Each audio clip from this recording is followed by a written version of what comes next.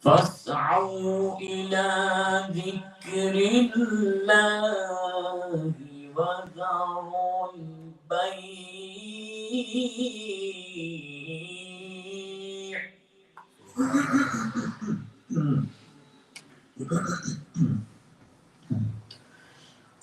ذلكم خير لكم إن كنتم تعملون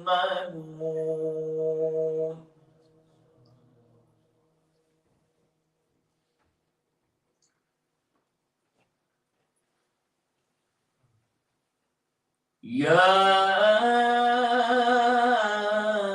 أيها الذين آمنوا إذا نودي للصلاة من يوم الجمعة فاسعوا إلى ذكر الله وذروا البيع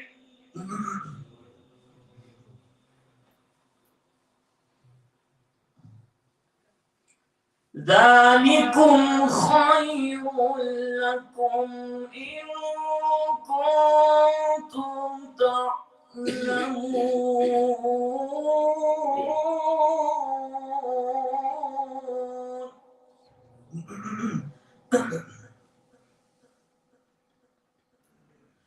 فإذا قضيت الصلاة فانتشروا في الأرض وابتغوا من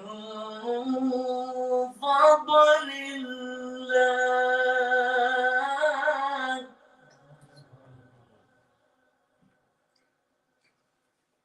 واذكروا الله كثيرا لعلكم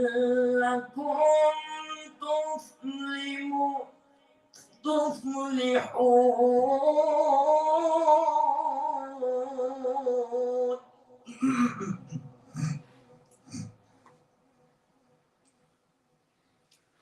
وإذا رأوا تجارة أو لهوا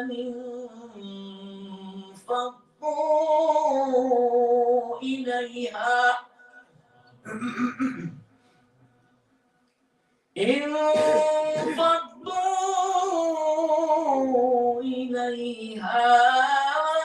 وتركوك قائما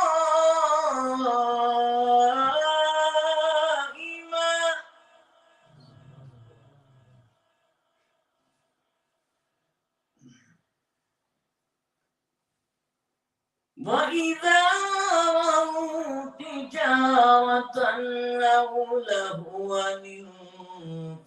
انفضوا إليها وتركوك قائما قل ما عند الله خير لكم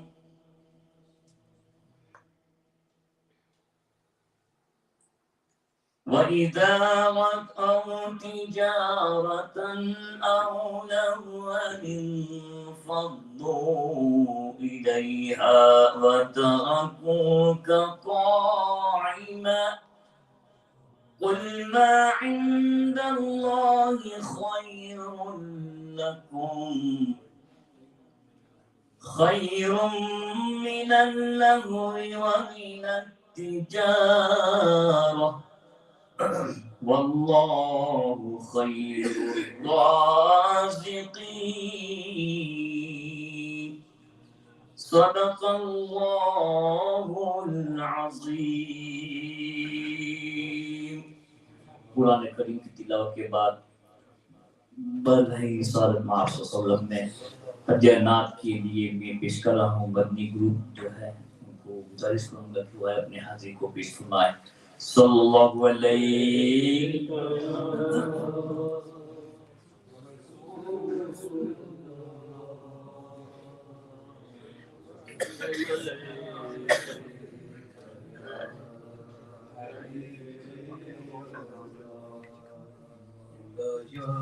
صل وسلم دائما ابدا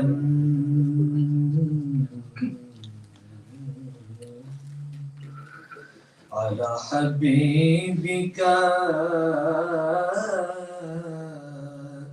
خير الخلق كلهم والحبيب الذي ترجى شفاعته لكل حول من الأهوال مقتهم يا أكرم الخلق مالي يا أكرم الخلق مالي من نلوذ به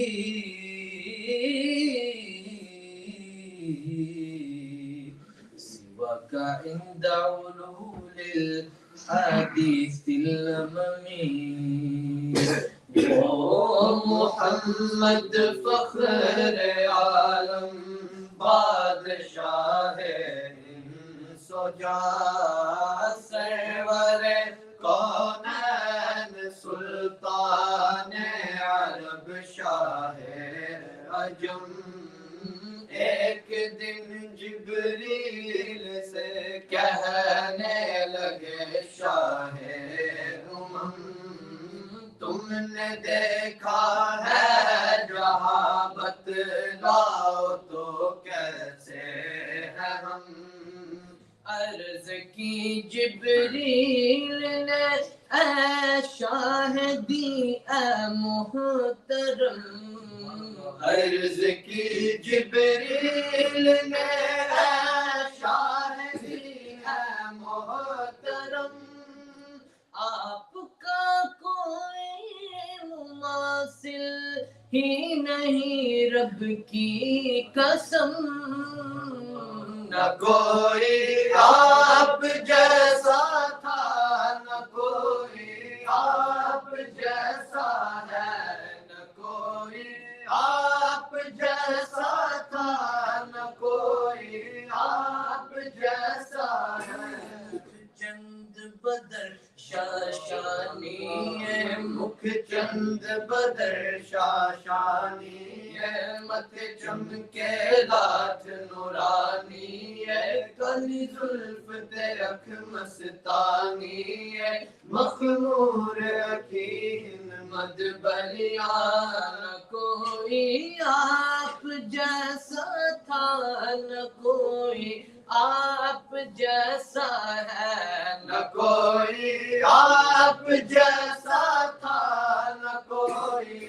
آپ جیسا ہے کوئی یوسف سے پوچھے مصطفیٰ کا حسن کیسا ہے زمین و آسمان میں کوئی بھی مثال نہ ملی مولایا صلی وسلم دائما ابدا على حبيبك خير الخلق كلهم ساقی کوثر میرا جب میر میں خانہ بنا ساقی کوثر میرا جب میر میں خانہ بنا چاند و سورج خم بنے ہر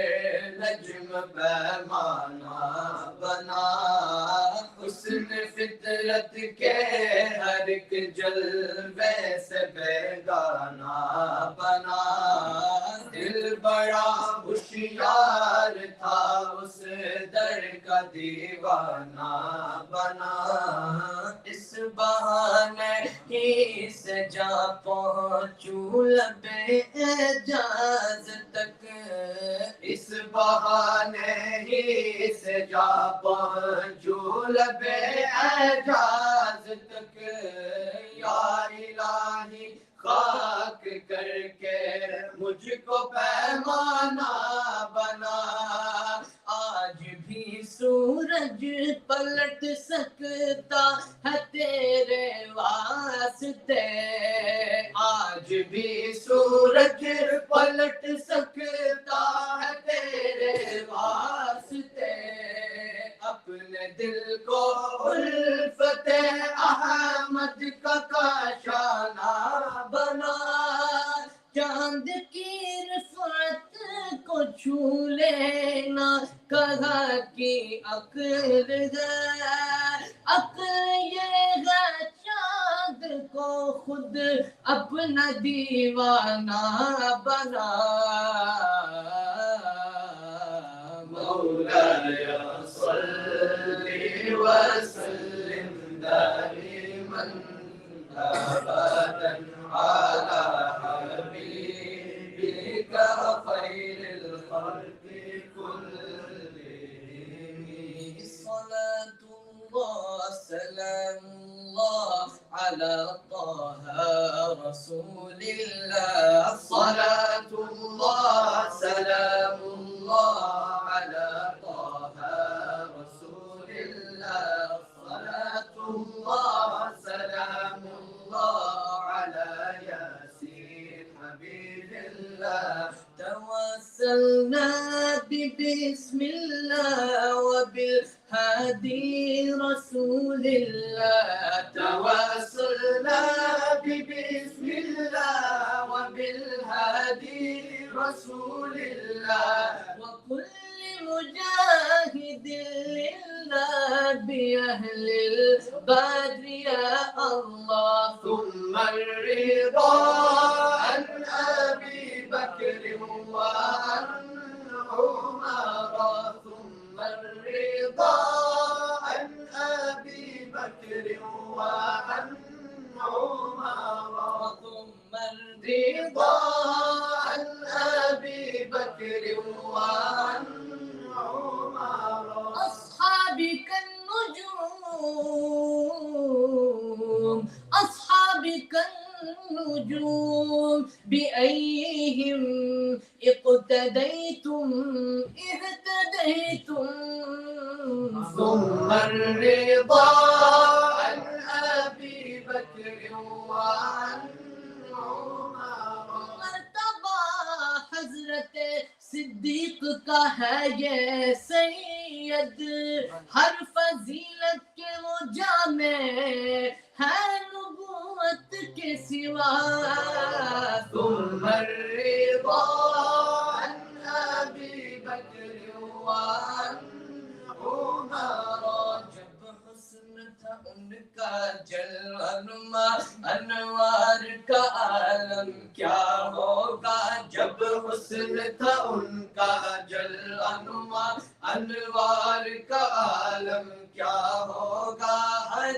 کوئی فدا ہے بن دیکھے دیدار کا عالم کیا ہوگا ایک سمت علی ایک سمت عمر صدیق ادھر عثمان ادھر ایک سمت علی ایک سمت عمر صدیق ادھر عثمان ادھر ان جگمگ جگمگ تاروں میں سرکار کا عالم کیا ہوگا ثم الرضا عن ابی بکر وعن عمر وعن علی وعن عثمان ذی الکرام اہل سنت کا ہے بیرا پار اصحاب رسول اہل سنت کا ہے بیرا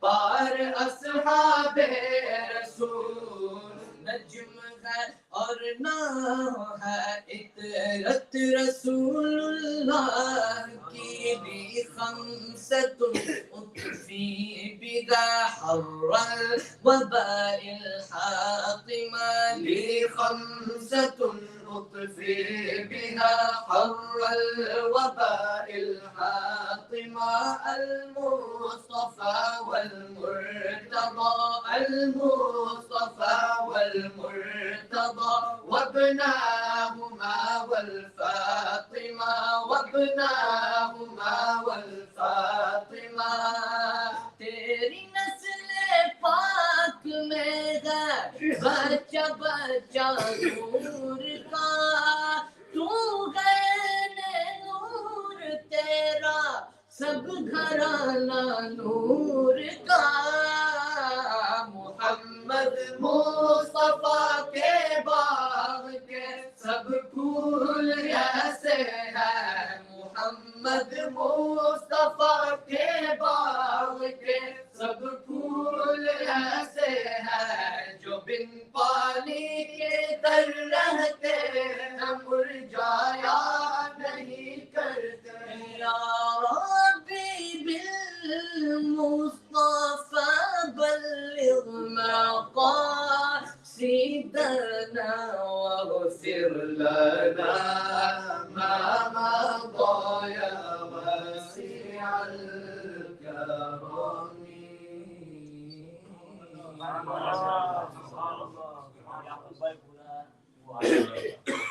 یعقوب بھائی دوسرے دوستوں سے گزارش ہے کہ آگے تشریف لیں please brothers come forward plenty of room front تاکہ محفل کا ماحول رہے please brother come forward specially the youth please do come forward we have arranged this event especially for you to learn and understand about the deen so please don't hesitate to stay behind just come forward we're here to learn and inshallah ta'ala we will learn something today تو بس اس طرح سے قریب قریب آ جائے تاکہ توجہ رہے جو بیان کرنے والا بیان کرتا ہے تو اس کو سننے والے کی توجہ ضرور ہونی چاہیے اگر بیان کرنے والا بیان کرتا ہے سننے والا نہ سنے تو اس کا بیان کرنے کا مزہ نہیں آتا اور سننے والوں کو سننے کا مزہ نہیں آتا so make sure we listen to the بیان attentively صلی اللہ علیہ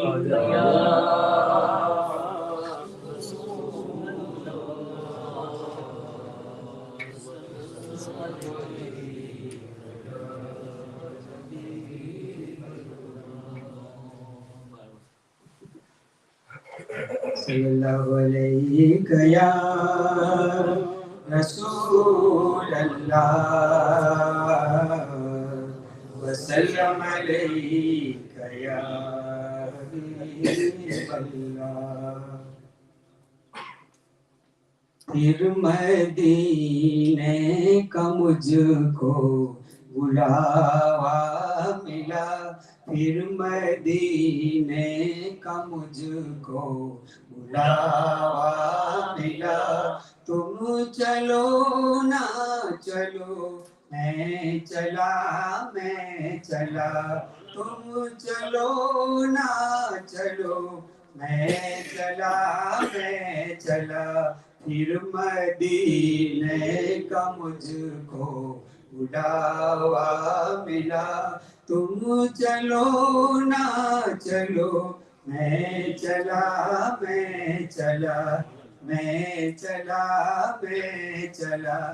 سایہ افغن ہوئی رحمت مصطفیٰ سایہ افغن ہوئی رحمت مصطفیٰ تم چلو نہ چلو میں چلا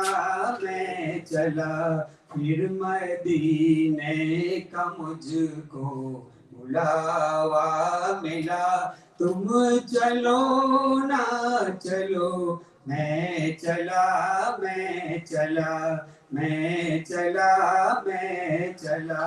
کیف سا چھا گیا میں مدینے چلا کیف سا چھا گیا میں مدینے چلا جھومتا میں مدینے چلا جھومتا میں مدینے چلا تم چلو نہ چلو میں چلا پھر مدینے کا مجھ کو بلاوا ملا تم چلو نہ چلو میں چلا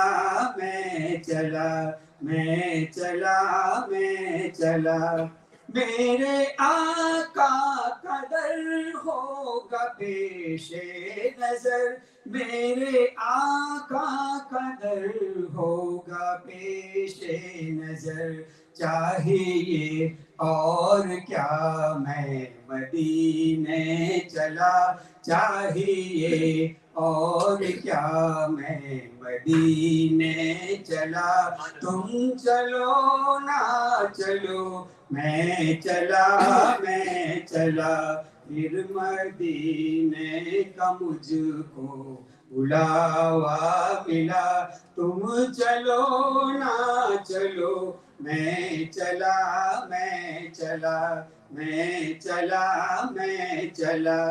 گنبد سبز پر جب پڑے گی نظر گنبد سبز پر جب پڑے گی نظر کیا سرور آئے گا میں مدینے چلا کیا سرور آئے گا میں مدینے چلا تم چلو نہ چلو میں چلا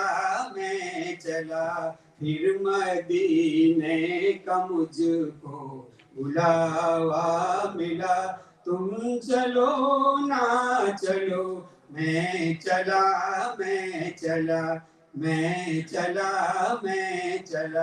سبز گنبد کا نور زنگ کر دے گا دور سبز گنبد کا نور زنگ کر دے گا دور آئے گا دل جلا میں مدینے چلا پائے گا دل جلا میں مدینے چلا تم چلو نہ چلو میں چلا پھر مدینے کا مجھ کو بلاوا ملا تم چلو نہ چلو میں چلا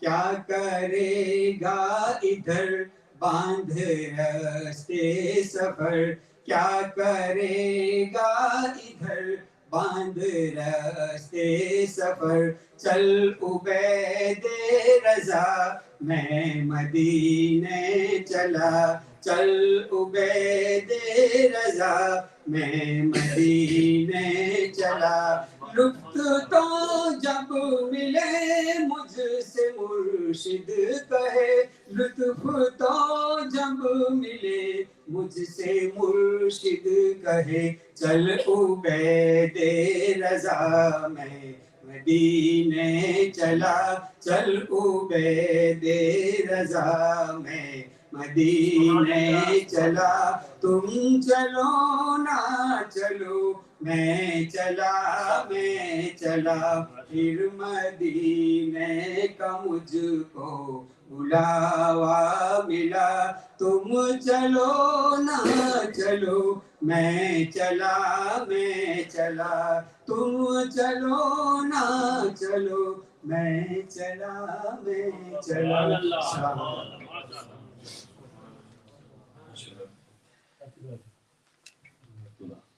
Brothers sitting at the back, please come forward.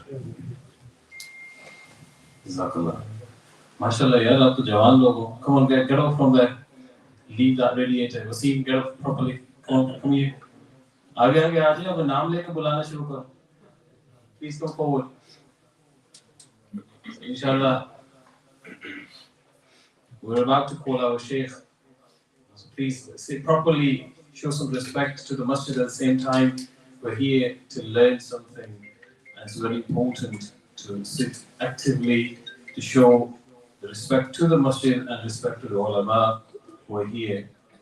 तो ये तरीका तो नहीं है बता रिलैक्स होकर ज़्यादा बैठ जाए तो आगे आ जाए जगह है तो करीब करीब हो जाए कोई बात नहीं करीब बैठने से मोहब्बत बढ़ती है तो मोहब्बत को थोड़ा सा और बढ़ा लें please come forward if there is space come forward अब मस्जिद में आ गए हैं तो कुछ ना कुछ तबर्रुक तो लेके जाएंगे तो इतना दूर बैठने की क्या जरूरत है करीब है प्लीज कम फॉरवर्ड जज़ाकल्लाह खैर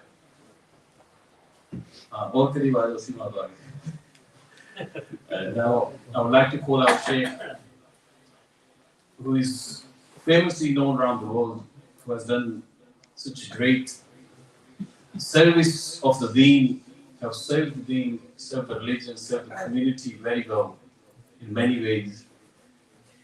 उनकी कोई तारुफ के मोहताज तो वो है नहीं, और उनकी तारीफ करना हम जैसों की क्या हैसियत है, क्या तारीफ की जाए. उनका काम, the amount of work they have done, it speaks for itself. तो मैं शेख इसरार साहब से गुजारिश करूंगा कि वो स्टेज पर आएं और अपने अंदाज में हमारे दिलों को नूर मुस्तफ़ा और इल्म मुस्तफ़ा से हमारे दिलों को मुनव्वर फरमाएं. नाराए तकबीर, नाराए रिसालत, नाराए रिसालत, और माए अहले सुन्नत, और माए अहले सुन्नत.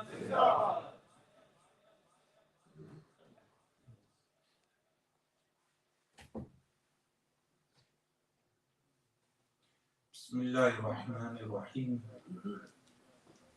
अल्हम्दुलिल्लाहि हम्द शाकिरीन वस्सलातु वस्सलामु अला अशरफिल अंबिया'i सय्यिदिना मुहम्मदिन व अला आलिहि व सहबिहि अजमईन. अल्लाहुम्मा सल्लि व सल्लिम व बारिक अला सय्यिदिना मुहम्मद तिब्बिल क़ुलूबि व दवाइहा व नूरिल अब्सारि व ज़ियाइहा व आफ़ियतिल अब्दारि व शिफ़ाइहा وصلى الله وسلم وبارك على سيدنا محمد كلما ذكرك الذاكرون وغفل عن ذكرك الغافلون. Today we have gathered to have a discussion with regard to the topic of navigating the end of time, which is finding guidance in Akhir al-Zaman, the time that we live in, and of course the inception of Akhir al-Zaman. And one of the major Ashraf al-Sa'a was the sending of Rasulullah sallallahu alayhi wa sallam, who said, Ana wa sa'at kahatain, I and the hour are like this, meaning what? In close proximity. That the two signs, meaning the actual day of judgment and the sending of Rasulullah sallallahu alayhi wa sallam, are close in time. But time is relative. Time is relative in the sense that an event can happen 100 years after it has been prophesied, or 600 years after it has been prophesied. But the suddenness of the event is foretold in a way as if the event will occur tomorrow. This happens in many ahadith of Rasulullah sallallahu alaihi wasallam. How? That one of the companions, Ali Ridwan, says that Rasulullah sallallahu alayhi wa sallam would warn us regarding a Dajjal to the point that we would think that a Dajjal is lurking in the date palm trees. But what was the purpose of that? The purpose of that is to make us realize that the dunya that we live in, this world, is short-lived. Our lives are short-lived. If you think, once you reach 40, the age of 40, you have how long to live, you do not know. Rasulullah sallallahu alaihi wasallam passing away at the age of 63 was for a reason. That age 63 is special. And then the majority of the ummah, they live up to 70. Most die before 70. And the minimum amount of people pass 70. But that is to make us realize that the life that we live on in this dunya is short-lived. And this is why Rasulullah sallallahu alayhi wa sallam held on to the qala of Sayyiduna Abdullah bin Umar radiyallahu anhu, as narrated in Al-Jami' al-Imam Tirmidhi. And he said, Kun fi dunya كأنك غريب أو عابر السبيل. Be in the world like you are a غريب, a stranger, أو عابر السبيل, or someone walking on the path. Why? To realize that the dunya is short-lived. And the Ashraf al-Sa'a, the signs of the end of times, why were they foretold? One of those reasons is that we realize that the dunya is not everlasting. This worldly life will finish. The dunya has imperfections. Because if there were no imperfections, then we would never want to leave. We would want to stay at the time of death. We would not want to leave. We would be attached to the perfect world. But al-kamalu lillahi wahdahu. Al-kamal, perfection, is only for Allah subhanahu wa ta'ala. Not in the dunya. You will never find perfection in the dunya. So Ashratu Sa'ah is to firstly to soften the heart, to make us realize that we are not here forever. Of course, the signs of Ashratu Sa'ah occurring is also a clear and evident sign of the truthfulness of Rasulullah sallallahu alaihi wasallam. When the sign occurs as he has foretold, as he prophesied, it shows the truthfulness of his prophethood. It's i'jazun nubuwwah, a prophetic miracle. And therefore, this subject of Ashratu Sa'ah has an immense value amongst Muslims, to the point that Sayyiduna Jibreel alayhi salam, when he asked regarding 4 things in total, what were they? Al-Iman, Al-Islam, Al-Ihsan, and what? Yawm al-Qiyamah. And then with regard to Yawm al-Qiyamah, Ashratuha, meaning the signs of the Day of Judgment. So it's essential knowledge for every Muslim to know. Simple signs like إِذَا وُسِدَ الْأَمْرُ إِلَى غَيْرِ أَهْلِهَا فَانْتَظِرُوا السَّاعَةَ. That when matters are leadership is given to people who are not capable of leadership, then wait for the hour. A simple sign. This sign occurred from the time of Yazid, and then Hajjaj bin Yusuf, and then others after them.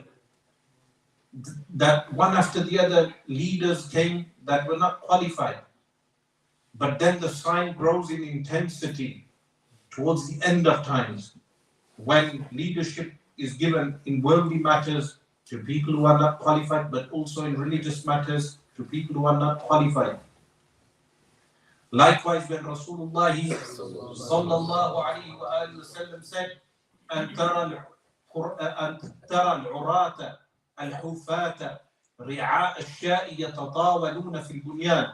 You shall see what? Al-urata, people who are naked. And what? Ri'a al-sha'i, herders of goats.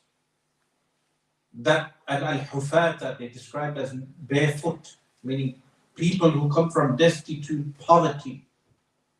That they will do what? يَتَطَاوَلُونَ فِي الْبُنْيَانِ. They will compete with one another in constructing tall buildings. We saw this sign occur in our lifetimes. That kingdoms of Bedouin Arabs that had no leadership prior, they came into leadership, and now they construct those tall buildings in front of with the exact and precise description. So this is also from Ashratu Sa'ah. But sometimes Rasulullah sallallahu alayhi wa sallam may tell a sign, but the sign may occur hundreds of years later. Like once when Rasulullah sallallahu alayhi wa sallam was explaining to the companions alayhi ridwan that which one of you lives in a valley, a particular valley near Al-Madinah al-Munawwarah. And they said none of us. So one of the companions, he left, and when he left, he saw another man, a stranger, and he asked him, where are you from? And the man said the name of the valley, Habs Sayyid. And then what happened? The companion went back to Rasulullah sallallahu alayhi wa sallam, informed Rasulullah sallallahu alayhi wa sallam that this man is from that valley. So Rasulullah sallallahu alayhi wa sallam said to that man, you are from that valley, move from that valley. Why? A fire shall emerge from that valley. That will what? It will illuminate the necks of the camels of the city of Busra, Palmyra in Syria. Not Basra in Iraq, Palmyra in Syria, Busra. Now the urgency was what? The urgency was what? Remove your family from that valley. because a fire shall appear. Someone reading the hadith may think this will occur tomorrow, it may occur in a few months, it may occur next year. It took over 600 years. Over 600 years. And the history is recorded. You check the books of history, it's a historical fact that geologists have recorded also that what a volcano erupted near Al-Madinah al-Munawwarah, the fire was so huge that then all the way in Syria, in Palmyra, at the dawn, at Fajr time, they saw a glimpse, the Bedouins sitting on the mountain, they saw a glimpse of the fire, the light of which then illuminated their camels, the necks of their camels, and the prophecy became true. Over 600 years later. So people, when they read Ashratu Sa'ah, sometimes they think that the hadith is stating that the sign is imminent. But what they do not realize, relatively it's imminent. Only Allah knows the ghaib, when it will occur. But what is the purpose for us as Muslims is to soften our hearts and bring us closer to Allah subhanahu wa ta'ala. That when we read the Ashratu Sa'ah, firstly we read the signs that have occurred, and we know that they have occurred as they were prophesied. That must soften our hearts to realize that Rasulullah sallallahu alayhi wa sallam was indeed the messenger of Allah, and what he prophesied became true. And then when the heart is softened, a person realizes that the dunya is short-lived. What does this do to the heart? A person becomes less attached to the dunya. Why? Because attachment to the dunya is a hijab, a veil between us and Allah subhanahu wa ta'ala.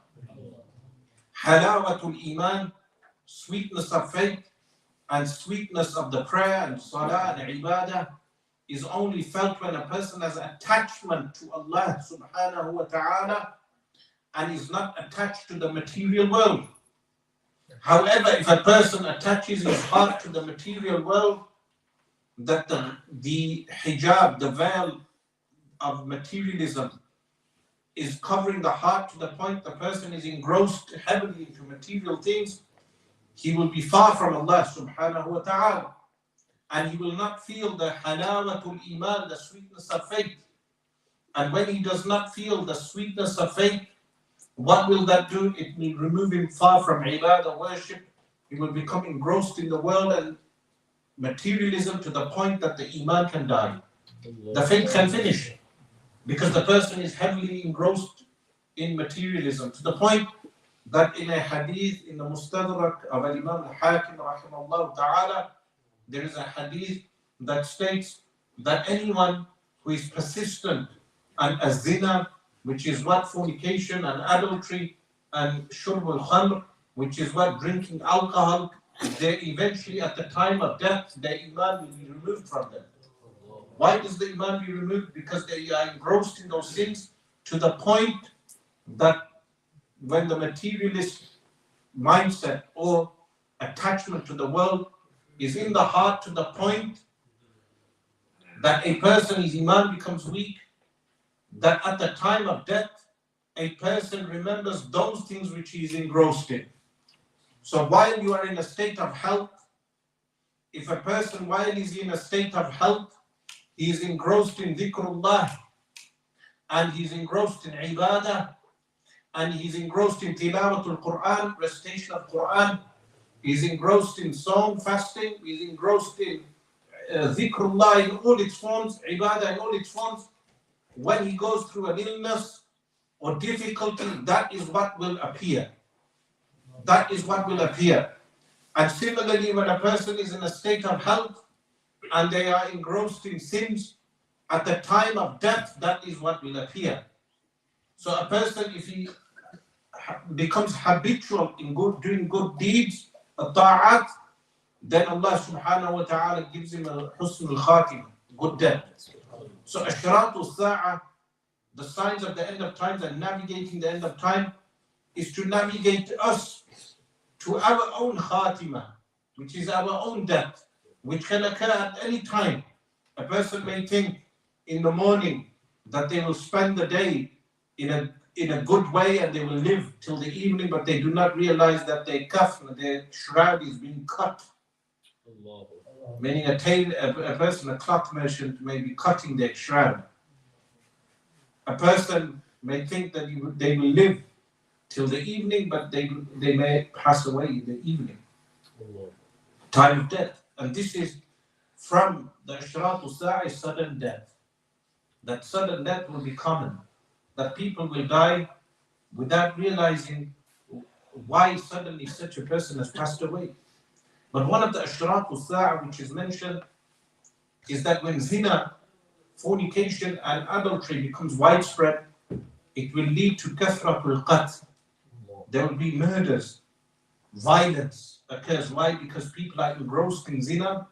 Today people think zina is a sin, that they gratify their desires, but they do not realize that the hudud, the corporal punishments that Allah subhanahu wa ta'ala has legislated is not carried out anywhere in the world, except few places like Afghanistan, maybe. Apart from Afghanistan, it's not carried out correctly anywhere else. And what happens is when zina becomes widespread amongst the Muslims, Allah subhanahu wa ta'ala dispatches shayateen al-jinn amongst them, which causes disruption, discord within communities and society, that it leads to killings, murders. This is one of the results of zina in the Akhir Zaman, in the end of times.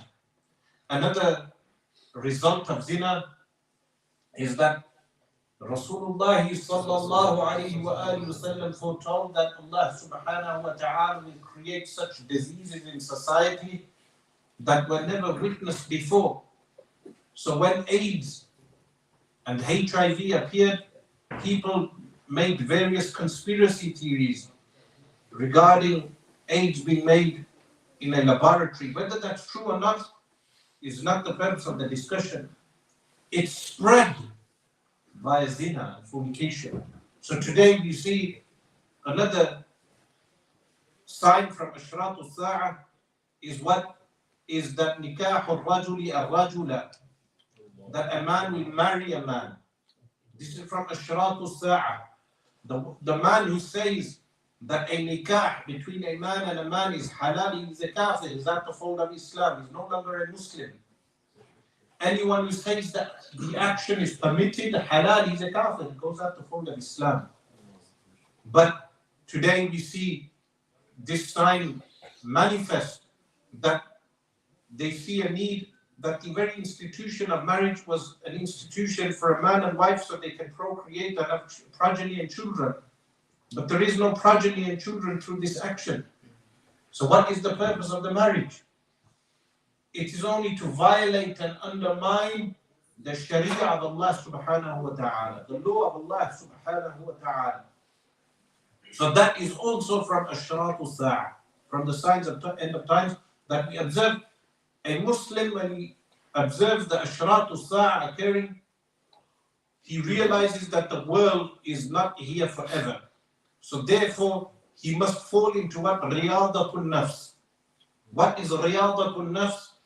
Taking oneself out of those things which are known as ma'lufat. What are ma'lufat? Habitual things. Things that we are habitual in. Habits that we have which are bad, which draw us closer to the material world. Taking ourselves out of those habits and bringing our nafs in accordance to obedience to Allah subhanahu wa ta'ala.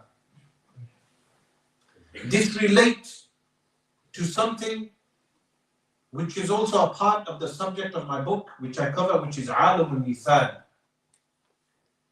And someone asked the question, they said they found the subject of Alam al-Mithal difficult to understand from the book. What was Alam al-Mithal? What is Alam al-Mithal? I will cover some of this. Why? Because it relates to Riyadatul Nafs. When you restrain your ego from its desires, its shahwat, Allah subhanahu wa ta'ala may give some of his ibad servants something which is known as kashf. What is kashf? that Allah subhanahu wa ta'ala unveils things for them spiritually. This kashf never contradicts the Sharia of Allah subhanahu wa ta'ala. One of the hallmarks of false kashf is that it contradicts the Quran.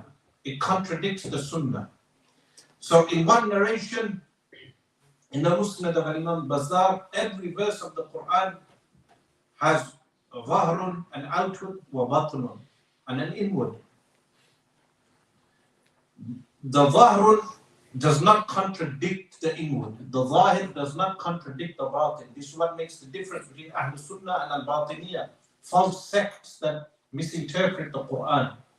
You just need to read Al-Imam Abu Abbas Al-Mursi rahimahullah, for the likes of those ulama, what was written with regard to their statements of the interpretation of the Quran, like Ahmad bin Ajiba rahimahullah, and you will realize that the spiritual interpretation does not contradict the outward.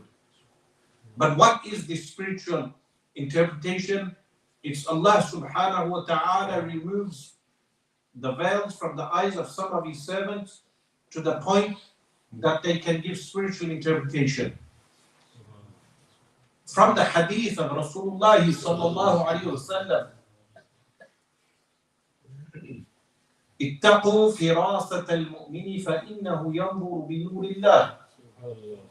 Be wary of the insight, فراسة المؤمن فإنه ينظر بنور الله. He observes with the light of Allah.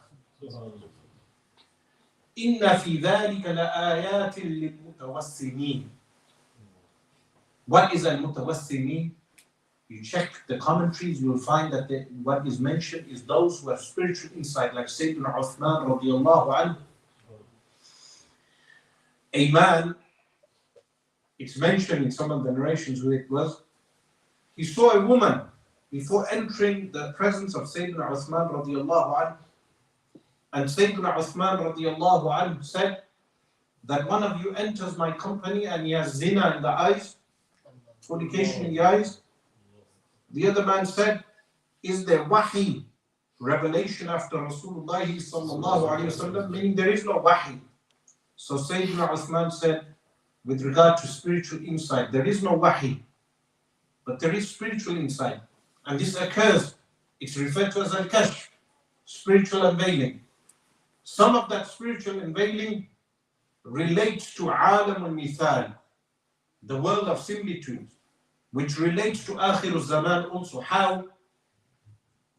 When Rasulullah sallallahu alayhi wasallam, on the night of Isra wal Mi'raj, the night journey and ascension, he met Sayyidina Isa alayhi salam in the second heaven. Many things were shown to Rasulullah sallallahu alayhi wasallam in forms. Those forms were what? For instance, a man was shown who has 2 platters of food in front of him. 1 platter of good meat and 1 platter of putrid meat. The man decides to consume the putrid meat. Rasulullah sallallahu alayhi wa sallam inquired from Jibreel alayhi salam, what is the meaning of this? Jibreel alayhi salam informs that this is the man who had a wife at home who was halal for him, yet he would go out and commit fornication. This is a mithal, a similitude being given of zina. Yes, similarly, Rasulullah sallallahu alayhi wa sallam saw men with huge stomachs. Their stomachs were so huge, and there were snakes in their stomachs, and they would tip over and fall over. And he was informed that this is the similitude of those who consume a riba usually. They consume a riba. Why? What is the link? The link is that the way a riba is making money from nothing, the expanded, bloated belly is a similitude of that. That the belly is bloated and expanded the way these usurers would expand and bloat money. So there is a link between this realm and the similitudes that are created in a world known as Alam al-Mithal. Like a Shaykh Muhyiddin ibn Arabi, rahimahullah ta'ala.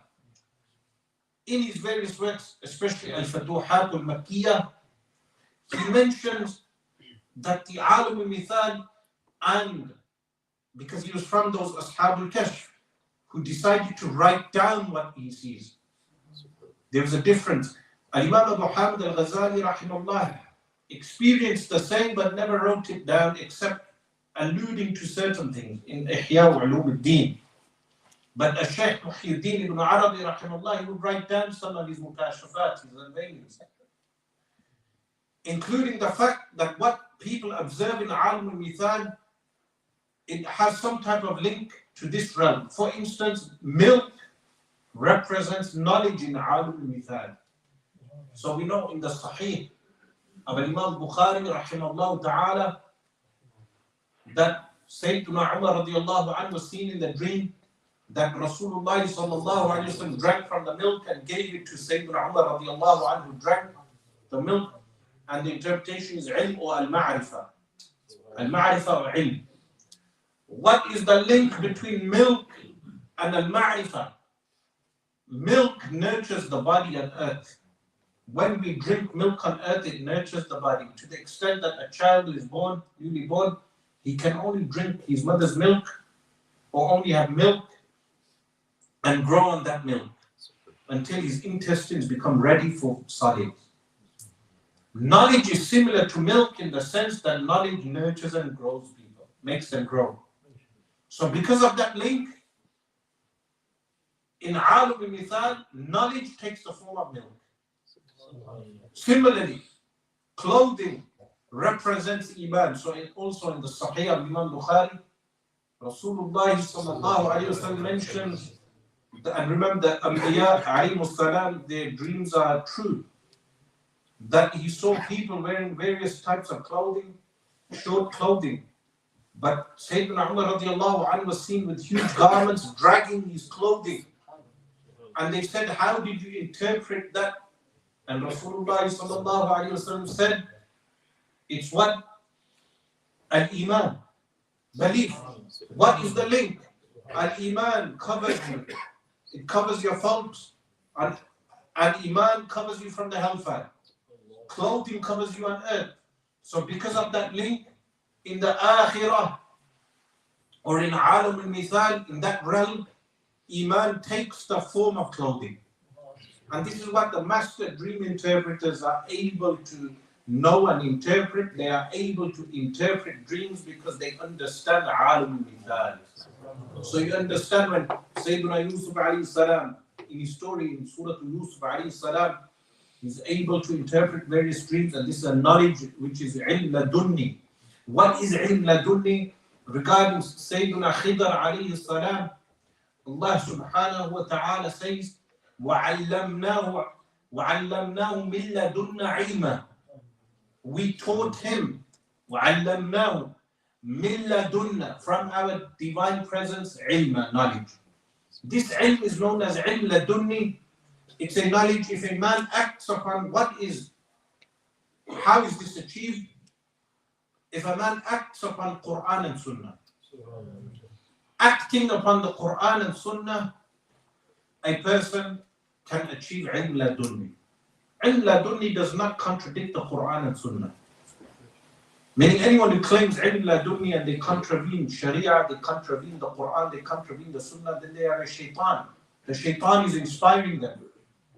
As is mentioned in the story of Shaykh Abdul Qadir al-Jilani, rahimahullah ta'ala, when he was wandering in the desert, the famous story.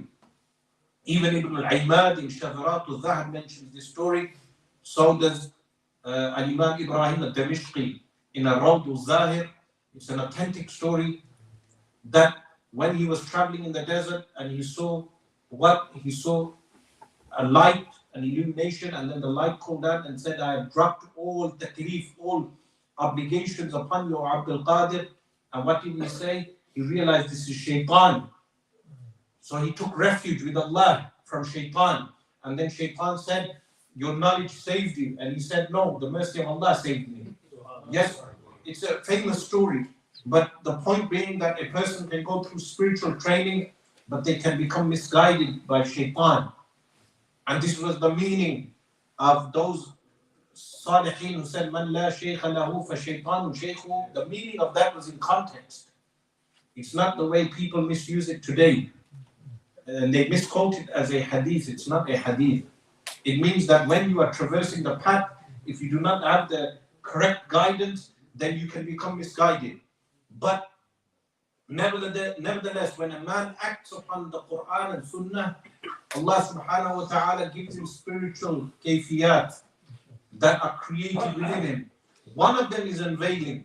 When that unveiling happens, how do you determine true unveiling different to junoon? What is junoon? Madness. A madman, when he closes the eyes, he still sees the visions. The person who follows the book and the sunnah, when he has real unveilings, firstly, they would not make him mad, but if he closes the eyes, they would disappear. It's an actual form that he may observe in a wakeful state. What people observe in dreams, he can see in a wakeful state. This is observance of some of the alim al-mithal. But what is alim al-mithal? Alim al-mithal is the largest creation of Allah subhanahu wa ta'ala. The example of it is such that when a fetus comes out into this world, the relative size of the womb of the mother in relation to this universe and galaxies is the difference between when a person leaves this world and they enter the ghaib, they enter the next world, the next realm. This world looks like the size of the womb of a mother in relative size. The alim al-mithal is so huge that on the day of judgment, Allah subhanahu wa ta'ala will bring the actions of humanity in forms. And that is the meaning of إِلَيْهِ يَسْعَدُ الْكَلِمُ الطَّيِّبُ وَالْعَمَلُ الصَّالِحُ يَرْفَعُهُ. Ascend to him what? That to Allah subhanahu wa ta'ala ascends what? Al-amal salih, good action. How does a good action go up? And al-kalim al-tayyib, pure words, because they take forms. So when I say subhanallah, it takes a form and it ascends to Allah subhanahu wa ta'ala, meaning where the judgments are given. Why does it ascend upwards? Because the upward realm of the heavens is where the judgments occur. It's where all the workings occur. So the actions are going into alam al-mithal, and this is why it's the vastest creation of Allah subhanahu wa ta'ala. Within alam al-mithal, the ashrat al-sa'a were also observed and witnessed. For instance, Rasulullah sallallahu alayhi wa sallam on the night of Laylatul Isra wal Mi'raj saw a Dajjal, and a Dajjal was made to do tawaf of the Kaaba, accompanied by two angels. And then Sayyidina Isa alayhi salam did tawaf of the Kaaba. Why the two? Because the two are polar opposites. Ad-Dajjal is on kufr, disbelief. Sayyidina Isa alayhi salam is on iman. Yes. Ad-Dajjal calls for materialism. Sayyidina Isa alayhi salam is pure ruh, spirit. Ad-Dajjal claims to be God. Sayyidina Isa alayhi salam never claimed to be God. Ad-Dajjal appears in the time of tribulation. Sayyidina Isa alayhi salam kills him in the time of tribulation. So all of these things. So then when Sayyidina Isa alayhi salam was witnessed by Rasulullah sallallahu alayhi wasallam, that was in observation in alam al-mithal. But Ad-Dajjal was also witnessed during circumambulation of Al-Ka'bah al-Musharrafa, even though he's not permitted to enter. When his fitna occurred, he's not permitted to enter Makkah al-Mukarramah. But he was observed in alam al-mithal, that the angels were transporting him like this. And he's described as Faymaniyun. What is Faymaniyun? Huge body, a huge bodied Jew. He is Jewish, and his hair will be long like the locks of the Jewish Orthodox when they have those locks. He will have those locks, and he will wear the cloth of the Jews of the Yahud, the blue and white cloth. But he will be an Eastern man. He will not be like an Ashkenazi Jew, even though they will follow him. He will be an Eastern Jew from Asfahan, from the region of Asfahan, and appearing. That is the area where he will be released in Eastern Asfahan, in the east, in Asfahan. and he will call back for the reconstruction of the state of Israel after it will be destroyed. After it will be destroyed. So this was observed in Alam al-Mithal also. And within the Alam al-Mithal, Rasulullah sallallahu alayhi wa sallam observed many other things relating to Ashrat al-Sa'a, what will occur on the day of judgment, before the day of judgment. So this section of Alam al-Mithal was mentioned in the book, but Alam al-Mithal also relates to dream interpretation also. Now, we as Muslims living in Akhir al-Zaman, how do we protect ourselves? Many people, they model themselves on the American Bible Belt groups that are survivalists, that they will have guns, they will store guns, and they will have food storage, and they will do all these type of things in order to survive the end of times. Of course, some of them I have covered in the book, like Elizabeth Clare Prophet. She claimed that Russia will throw a nuke on America, so she convinced her followers in the 1980s to construct a huge bunker that cost them millions and millions of dollars, and they went into the bunker and nothing happened. Yes? And then there's some Muslims who model themselves on this. But in reality, a person should be increasing in his taqwa of Allah subhanahu wa ta'ala, closeness to Allah. When he increases his closeness to Allah subhanahu wa ta'ala, Allah subhanahu wa ta'ala will make the asbab, the means by which you will be protected. What is the dalil for this? The dalil for this is Ashabul Kahf, the companions of the cave. That Surah Al-Kahf is a refuge for the Muslim in the end of time. Rasulullah sallallahu alayhi wa sallam mentioned the virtues of Surah Al-Kahf, that if it is recited every Friday, Allah subhanahu wa ta'ala places a nur, a light within the person, by which he has a furqan. What is a furqan? He is able to tell the distinction between truth and falsehood for an entire week. Every Friday he renews the light. He renews the light every Friday by reciting Al-Quran Al-Kareem. But Surah Al-Kahf is in the middle of Al-Quran Al-Kareem. Like an actual cave. How a cave is a place of protection. You go into the middle of the cave, you are protected from the right and the left. Surah Al-Kahf is in the middle of the Quran. Like a cave that a person goes into the middle of the Quran for protection and refuge. But then within Surah Al-Kahf, you have the story of the 7 men, the 7 sleepers, that they went into the cave, but they had some asbab, means, which would have lasted them for a small amount of time, which was silver coins. They didn't even go in with provision, they had silver coins. They went in, Allah subhanahu wa ta'ala created such means for them that they were protected for 300 years. Yes, Allah subhanahu wa ta'ala protected them by creating the means by which they were protected for 300 years. Like this, the Muslim in the end of times, when he is shadeedul tamassuk, when he holds on and grasps on to tawheed of Allah subhanahu wa ta'ala, meaning he doesn't soil his religion with shirk, with polytheism, or kufr, disbelief. He doesn't go out the fold of Islam.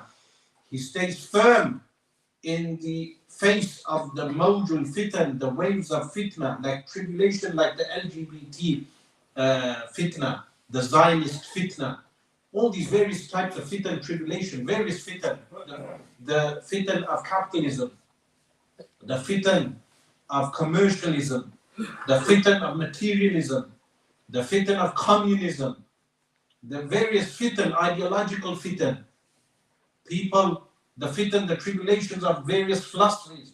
The Muslim stays firm on the Quran and the Sunnah and grasping onto Tawheed and believing the Nabuwah of Sayyidina Muhammad sallallahu alayhi wa sallam as Akhirul Nabiyyin, the last of prophets. In that time, when he does that, Allah subhanahu wa ta'ala will create the asbab, the means by which the person will be protected in the Akhir Zaman. So this is the lesson of Surah Al-Kahf, and grasping onto Surah Al-Kahf in Akhir al-Zaman. That a person grasps onto Surah Al-Kahf in that sense, he recites Surah Al-Kahf and is protected. Some of the believers, they can be Ashab al-Kahf, but Ashab al-Kahf, meaning people of spiritual unveilings, they will never contradict Quran and Sunnah and even Aql, even the intellect. They will never contradict the intellect, the Ahkam al-Aql, the judgments of the intellect. That will never be contradicted also. But they do not give predictions that never transpire. This is why people should avoid giving predictions when people say, when will this happen or when will that happen? In reality, a person should be preparing for his own meeting with Allah subhanahu wa ta'ala. When he will go into the grave, which could be tomorrow evening. Any one of us tomorrow could be in the grave. A person could be ending up in the grave within a day. Within a day. Some people, they go, something happens to them, they go hospital, the doctor declares them dead, and then they release the body, even in this country, and within a day they are in the grave. The person never thought that they would end up in the grave. But do the tribulations of Asrar al-Sa'a even enter the grave? The answer is yes. That Rasulullah sallallahu alayhi wa sallam said, anyone who was happy with the murder, martyrdom of Sayyidina Uthman radiallahu anhu, he will believe in a Dajjal when a Dajjal appears. But if he has died, then he will believe in a Dajjal in his grave. So there will be groups of people who even believe in a Dajjal in their graves. The fitna will even enter the graves. Allah subhanahu wa ta'ala will create the fitna for them to test them. Of course they will fail because they died in disbelief in the first place. Because those who disparage such companions, Ali Muridwan, they have no guarantee that they die in Iman. Meaning the ones who insult Abu Bakr as-Siddiq, Sayyidina Umar, Sayyidina Uthman, Sayyidina Ali, radiyallahu anhum ajma'in, any one of the companions, Ali Muridwan, they have no guarantee that they will die in Iman and faith. Their faith is questionable in the first place. So in this day and age that we live in, which is Akhir al-Zaman, what practical steps are there for the younger generation, as well as the elders? The practical steps are firstly have good company. What is good company? Good company is not those people who may take you out to eat in various restaurants and food places and takeaways and then waste time with you in shisha lounges and then discuss fadul, vulgar talk or fadul talk which is idle talk. No. Good company is someone who increases you in dhikrullah, someone who increases your taqwa, someone who increases your iman. Their company increases your iman, your belief in Allah. It makes you a better human being with your parents and your family. That's the type of company you should keep. Never allow people to use emotional blackmail. They use emotional blackmail now, friends, to keep someone in their social circle, a social circle of haram. Social circle that makes them do haram. This is the first thing, good company. Secondly, a person should isolate himself from all evil, either at home or in the masjid. Either in the home or in the masjid. And thirdly, increasing ibadah, increasing our acts of worship, reciting of Al-Quran Al-Kareem, starting with the Quran, because all knowledge is in the Quran, and all amal is in Al-Quran Al-Kareem, and then in the explanation of the Quran, which is the Sunnah of Rasulullah sallallahu alayhi wa sallam, the hadith.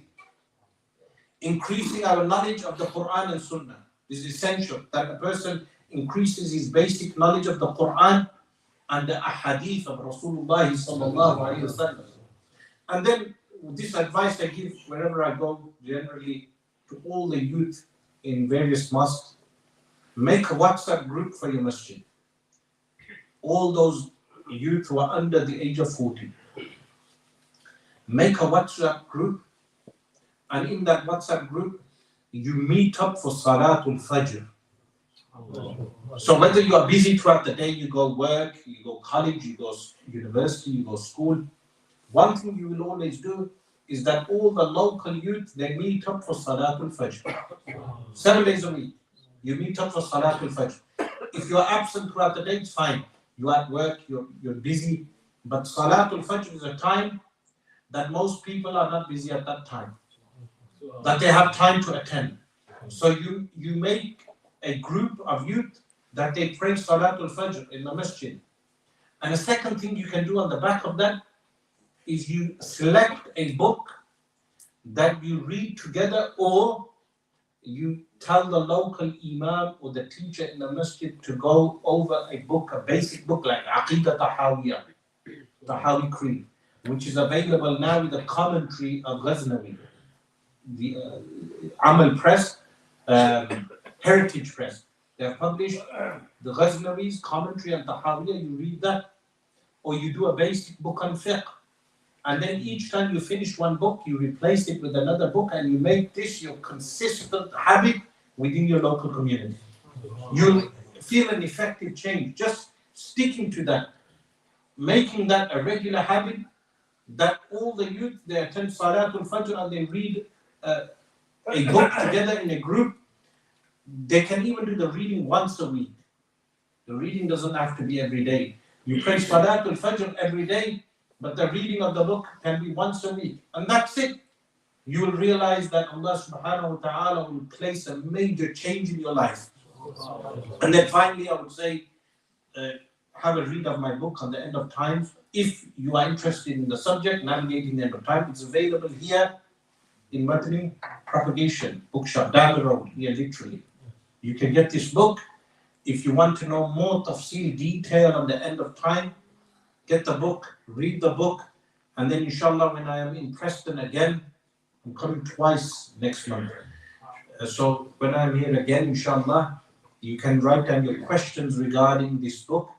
One of the events in the coming days, in the coming weeks, will be regarding the navigating the end of time. So all of you, there are many youngsters here, buy the book and read the book. Make sure you read the book before my next visit, inshallah ta'ala. Someone already asked me a question regarding the book. That shows that some of you have already read the book. But those who haven't, read the book, and then inshallah, when I come again, inshallah, I will meet you. أقول قولي هذا واستغفر الله لي ولكم وأتوب إليه.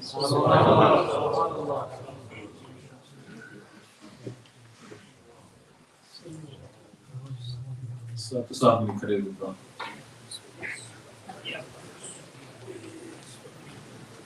Mustafa Jane Rahman